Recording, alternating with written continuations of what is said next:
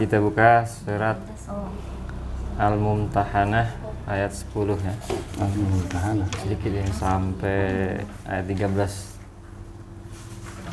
Satu lembar lah. Oke, kita mulai. Juz berapa? Juz 28. Oh. 550 surat Mumtahanah. Oh ya. Oke, bismillahirrahmanirrahim. Assalamualaikum warahmatullahi wabarakatuh. Waalaikumsalam warahmatullahi wabarakatuh. Bismillah, alhamdulillah, wassalatu wassalamu ala rasulillah wa ba'd. Alhamdulillah, bersyukur pada Allah dan mengucapkan alhamdulillahirabbil alamin. Di siang ini kita masih bisa bernafas, bisa menikmati ataupun merasakan lapar, haus. Ini petanda bahwa kita masih hidup dan kita masih memiliki nikmat ya. Yang luar biasa nikmat Allah berikan kepada kita, nikmat sehat, kesempatan, kekuatan, dan yang paling utama nikmat iman dan Islam, sehingga dengan nikmatnya kita bisa istiqomah untuk terus beribadah kepada Allah Subhanahu wa taala. Semoga ibadah puasa kita diterima oleh Allah Subhanahu wa taala. Amin. Amin. Salawat dan salam kita hadiahkan Rasulullah Muhammad sallallahu alaihi wasallam. Allahumma shalli ala sayyidina Muhammad wa ala ali sayyidina Muhammad. Assalamualaikum ya Rasulullah. Assalamualaikum ya Habibullah. Qala Rasulullah SAW, Rasulullah bersabda, khairukum man ta'allamal Qur'ana wa 'allamah, yang artinya sebaik-baik kalian adalah orang yang senantiasa mempelajari, ya, belajar, mengkaji, mentadabburi Al-Qur'an, wa 'allamah, dan mengajarkannya. Wa qala fi hadisin ukhra, dikatakan dalam hadis yang lain, man qara'al Qur'an, barang siapa yang senantiasa membaca Al-Qur'an fid dunya syafi'an li ashabih, maka nanti kelak pada hari perhitungan Al-Quran akan datang sebagai syafaat, penolong atau pemberi syafaat kepada pembacanya ya. Siapa yang membaca? Tentu orang-orang yang beriman. Syahrul Ramadan alladzi unzila fil Quran, apalagi ini adalah bulan Ramadan yang mana kebaikannya Allah lipat gandakan ya. Jadi amalan manusia itu kalau di luar bulan puasa, kata Allah, hanya 1 sampai 700 saja. Tetapi pada bulan puasa Allah lipat gandakan berkali-kali lipat. Inilah diantara keistimewaan bulan Ramadan ya. Syahrul Mubarak, bulan yang penuh dengan keberkahan. Baik, kita mulai dengan surat Al-Mumtahanah ayat 10 ya. Lillahi ta'ala bi syafaati Rasulullah sallallahu alaihi wasallam. Al-Fatihah. A'udzu billahi minasyaitonir rajim. Bismillahirrahmanirrahim. Alhamdulillahi rabbil alamin, arrahmanir rahim, maliki yaumiddin. Iyyaka na'budu wa iyyaka nasta'in. Ihdinas siratal mustaqim. Siratal ladzina an'amta 'alaihim ghairil maghdubi 'alaihim waladdallin. A'udzu billahi minasyaitonir rajim. A'udzu billahi minasyaitonir rajim. Bismillahirrahmanirrahim. Bismillahirrahmanirrahim. Ya ayyuhallazina amanu idza ja'akumul mu'minatu muhajiratin famtahinuhun. Ya ayyuhallazina amanu idza ja'akumul mu'minatu muhajiratin famtahinuhun. Allahu a'lamu biimanihinna fa in 'alimtumuhunna mu'minatin fala tarji'uhunna ilal kuffar. Allahu a'lamu biimanihinna fa in 'alimtumuhunna mu'minatin fala tarji'uhunna ilal kuffar. La hunna hillun lahum wa la hum yuhilluna lahun. La hunna hillun lahum wa la hum yahilluna lahun. Wa antuhum ma anfaqu. Wa atuhum ma anfaqu. ولا جناح عليكم أن تنكحوهن إذا آتيتموهن أجورهن ولا جناح عليكم أن تنكحوهن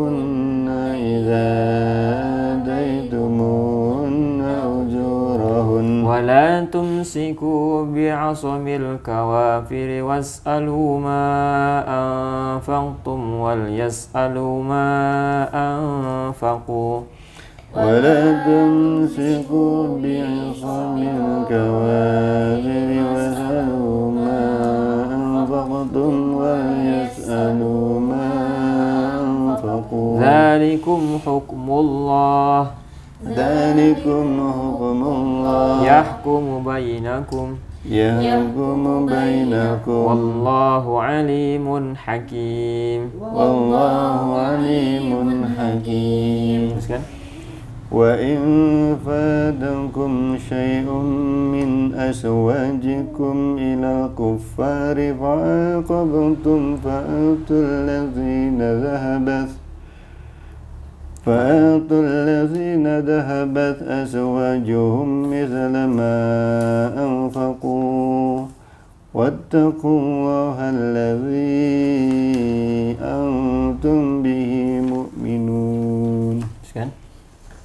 يا أيها النبي إذا جاءك المؤمنات يبايعنك على ألا يشركن بالله شيئا ولا يسرقن ولا يزنين ولا يقتلن أولادهن ولا يأتين ببهتان يفترينه بين أيديهن وأرجلهن ولا يعصينك في معروف فبايعهن واستغفر لهن الله إن الله غفور رحيم. يا أيها الذين آمنوا لا تتولوا قوما غضب الله عليهم قد يئسوا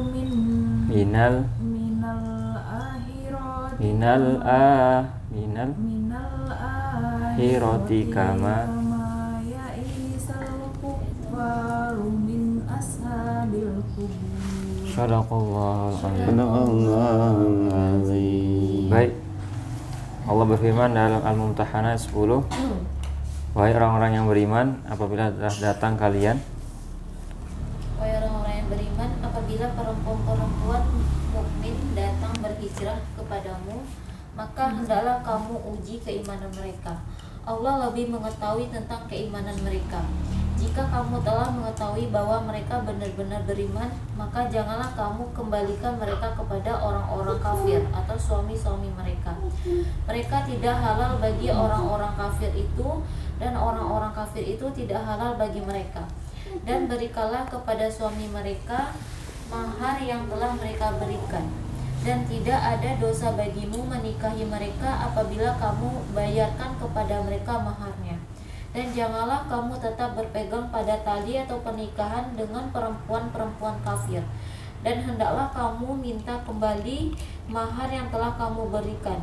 Dan jika suami tetap kafir, biarkan mereka meminta kembali mahar yang telah mereka bayarkan kepada mantan istrinya yang telah beriman. Demikianlah hukum Allah yang ditetapkannya di antara kamu, dan Allah Maha mengetahui, Maha bijaksana. nah, jadi kesimpulannya ayat ini menjelaskan tentang haram pernikahan beda agama. Ini nggak benar, nggak boleh. Apa hukumnya kalau tetap dilaksanakan berzina? Saya kemarin ada mensyahadatkan itu di SP6, tentara, definisi 63. Orangnya baru diislamkan. Saya tanya, istrinya apa? Islam. Ya. Apa kesimpulannya? Berarti selama ini ya berzina. Cuma kita udah terjadi, nggak mungkin kita biarkan, ya kita selamatkan, kita islamkan. Cuma ini mengantisipasi bagi yang ada orang tertarik dengan beda agama, nggak boleh. Sebagaimana viral di YouTube, di medsos itu kan ada pernikahan beda agama ya kan, di gereja. Ini nggak bisa ini. Jadi kalau memang ada seorang katakanlah calon mu'alaf namanya datang, maka uji dulu keimanannya. Seperti kami itu di Wasnas ada para mu'alaf yang datang, kita berikan ujian, yakin kamu masuk Islam, siap menerima konsekuensinya dengan sebagai macam pertanyaan. Adapun kalau memang dia nanti setelah Islam kembali kepada kafir bukan urusan kita lagi. Tugasnya sudah selesai, sudah menjadi orang Islam, sama seperti orang Islam yang sudah lama meskipun hanya Islam KTP. Tapi secara awal itu dia sudah gugur gitu loh, karena sudah kita Islamkan. Beda kasusnya dengan memang di awal memang kafir kemudian menikah misalnya, itu nggak boleh. Berarti hukumnya selama perkawinan yang dihukumi zina. Nah ini, ya kalau zina berdosa, bukan mendapat pahala.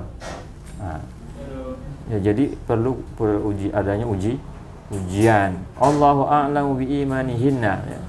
Memang Allah lebih tahu apa yang berada dalam hati seorang gitu kan. Ya, kita hanya sekedar menanyakan saja, betul siap masuk Islam, betul siap menerima konsekuensi sebagai orang Islam, siap menerima ibadahnya sehari 5 kali 5 waktu, ada ibadah puasa dan seterusnya.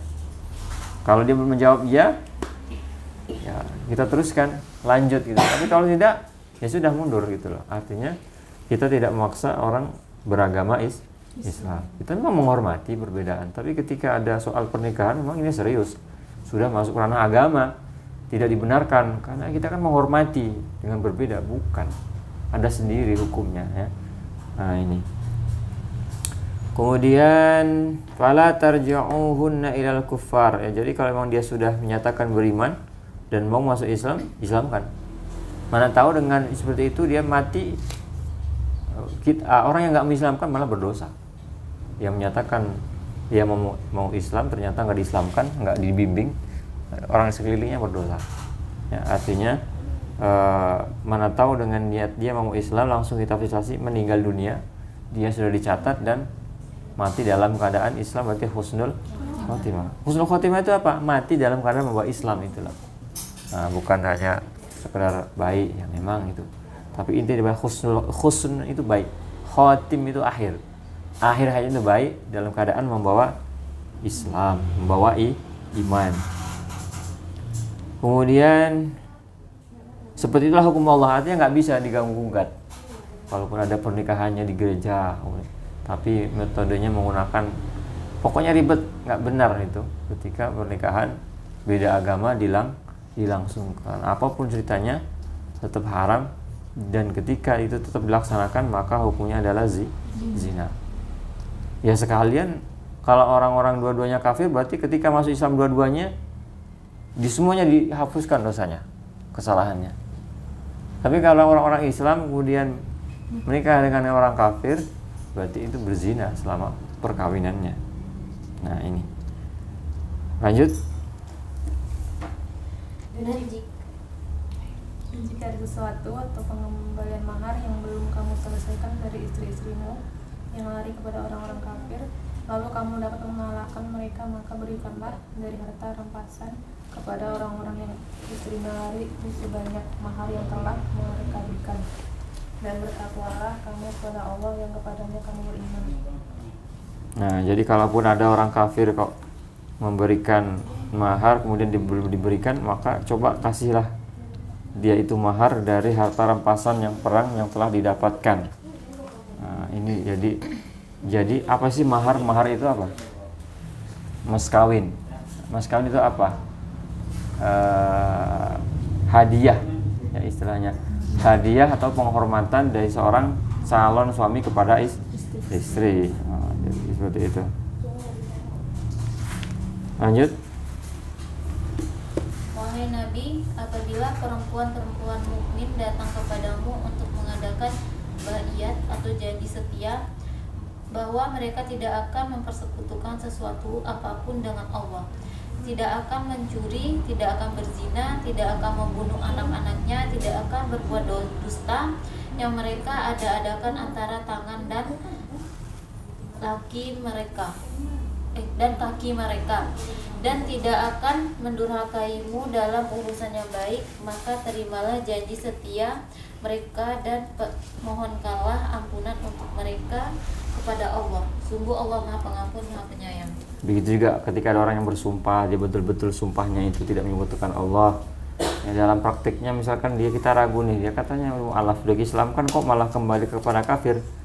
Kemudian betul-betul bersumpah, ya maka kita harus memberikan maaf ya. Wa ya'sinaka fi ma'rufin fastaghfir lahunna, maka berilah maaf atau ampunan atasnya. Sesungguhnya Allah Maha mengampuni. Artinya kita nggak boleh menghakimi di dunia gitu loh. Kalau memang sudah betul-betul terjadi ya seperti kan tadi sudah diantisipasi perbedaan agama itu dihukumi zina. Tapi ternyata ada juga yang betul-betul terjadi. Jadi kayak mana gitu. Kalau kita idealis, oh enggak lah bukan urusan saya gitu kan. Tapi kalau kita menolong itu ya bantu bagaimana cara yang sebelah itu jadi Islam gitu. Maka harapan kita mudah-mudahan Allah menerima taubat Anda begitu. Jadi seperti itu. Kita ada kalanya idealis, ada kalanya realistis. Tapi terkadang kalau sudah terjadi ya realistis kayak mana lagi gitu. Nah tapi terjadi di negara kita nih banyak sekali permasalahan-permasalahan. Contoh anak yang nggak punya data, itu yang salah siapa? Orang tua. Orang tuanya nggak ada. Si anak kemana? Mau nyalain siapa lagi? Ya kan? Ya kita bisa punya kuasa bantu dia.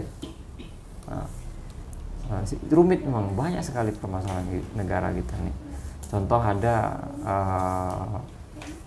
ini kayak saya ini kan orang kawin suami dan istri beragama lain, kemudian mu'alaf setelah anaknya 4 kan nggak gimana supaya punya ini buku nikah kan begitu kan panjang prosesnya kan ada kadang berbelit-belit lempar sana lempar sini karena memang negara ini kekosongan hukum.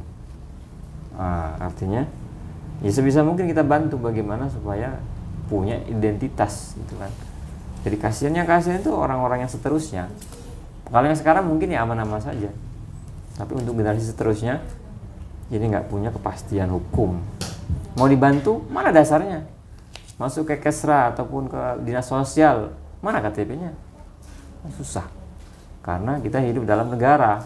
Ya kalau dia nggak punya KTP berarti bukan warga negara kan begitu.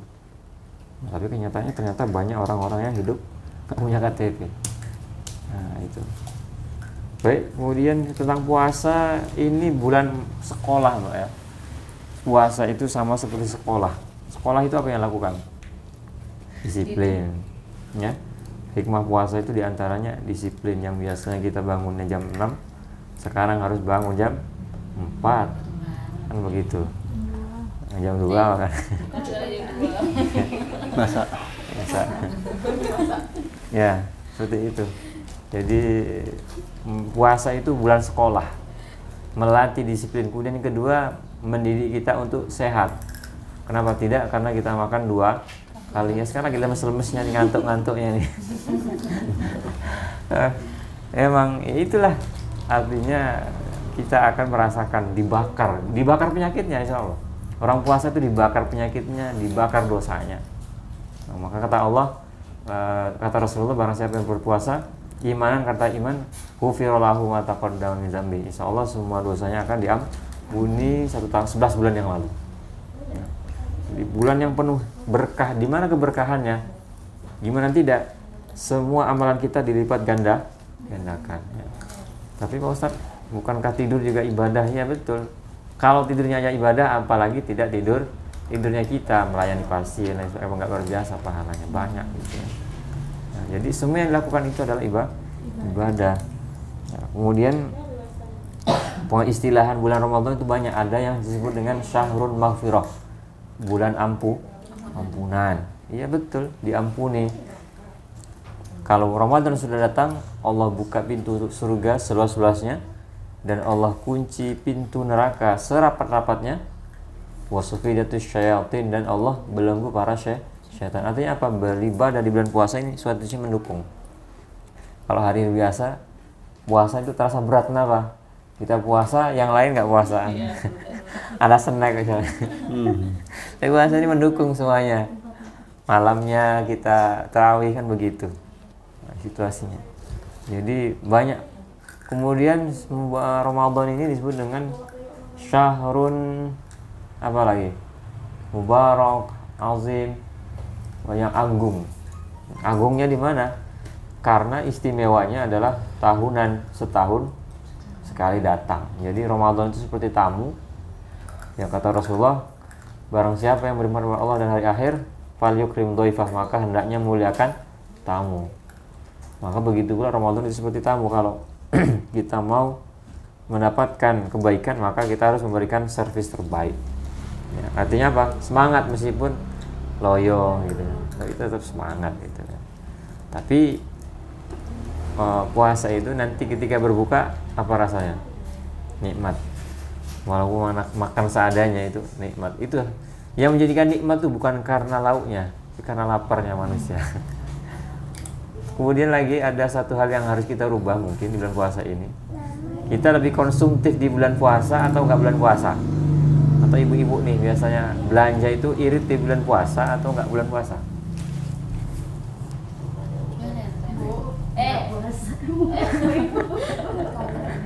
Konsumtifnya itu meningkat di bulan puasa di luar bulan puasa? Di luar kan ya? Di bulan puasa kan ya? Nah, kenapa begitu? Karena kan kita ada masak nih, nanti ngabuburit jajanan cemilan. Nah itu berarti kita selama ini hanya beda waktu aja makan. Ini kadang balas dendam ketika pulang. Iya. Lapar makan. Iya. Ini enggak, ini untuk introspeksi aja gitu. Artinya kita harus rubah seadanya kalau bisa. Bukan bulan puasa malah semakin konsumtif. Enggak demikian gitu. Ya, memang kenyataannya coba lah, memang jualan udah macam-macam sekarang, semua dijualin, apa yang nggak dijual. Itu sehingga kadang kita bingung. Jadi semuanya pengen, sehingga kadang kita nggak terkendali juga. Puasa nggak puasa malah nggak teratur. Nah, ini kacau. Jadi puasanya cuma mendapatkan lapar saja, haus dan dahaga saja, tapi ya mungkin gugur kewajibannya, tapi hikmah secara kata Rasul, sumu tasihu, puasalah kalian supaya sehat. Dengan puasa justru nggak sehat, apa? Banyak penyakit. Tadi kan pelampiasan makannya, sama kantongnya pun jebol. Artinya kita harus belajar ya, jadikan Ramadan ini sebagai bulan sekolah. Ini harus lebih cerdas. Orang yang terbiasa puasa itu kan mengendalikan, bisa mengendalikan dunia ini, sukses kesehatannya, sukses ekonominya, sukses segala-galanya. Nah puasa itu sebetulnya manajemen segalanya, ibadahnya, dan seterusnya. Namun kalau kita semua ganti waktu saja, biasanya sarapan pagi itu kan jam 7, sekarang sarapan pagi jam 5. Cuma nggak makan siang aja, nanti begitu maghrib semua dimakan. Ini artinya kita masih menjadi budaknya nafsu gitu loh. Nah, artinya sedikit-sedikit kita rubah lah gitu kan. Jangan hanya meladeni nafsu kita, tapi juga sesuaikan dengan keadaan yang mana itu nggak baik ya. Nggak baik untuk kantong, nggak baik untuk kesehatan. Jadi pesan saya sewajarnya, seadanya, insya Allah nikmat gitu. Dan ketika banyak berterbangan, ya kendalikanlah seperlunya gitu. Karena nanti yang repot kita juga gitu. Nggak kemakan, siapa yang makan? Ayam lah rezekinya. Nah kan begitu ya, jadi bulan puasa adalah bulannya sekolah. Sekolah itu berarti belajar, disiplin, tertib, rapi, bersih. Nah itu bulan puasa gitu. Nah jadi kalau kita betul-betul sebagai anak sekolah, kalau nanti kita 1 bulan ini terbiasa dengan di bulan puasa ini, hidup kita stabil. Kenapa? Karena terbiasa mengendalikan nafsu kita, nafsu makan, ya, nafsu jajan. Nah, tapi kalau bulan puasa juga nggak bisa mengendalikan, alamat ini. Tanggal 1 Syawal jebol gitu. Baik, itu saja barangkali pengajian kita pada siang ini. Mudah-mudahan bermanfaat dan jadi motivasi. Ada yang bertanya sebelum ditutup?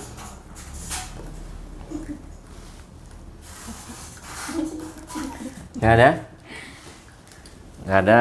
Kita sudahi dengan alhamdulillahirabbil alamin. Subhanakallahumma bihamdika asyhadu an la ilaha illa anta astaghfiruka wa atubu ilaik. Assalamualaikum warahmatullahi wabarakatuh. Waalaikumsalam warahmatullahi wabarakatuh.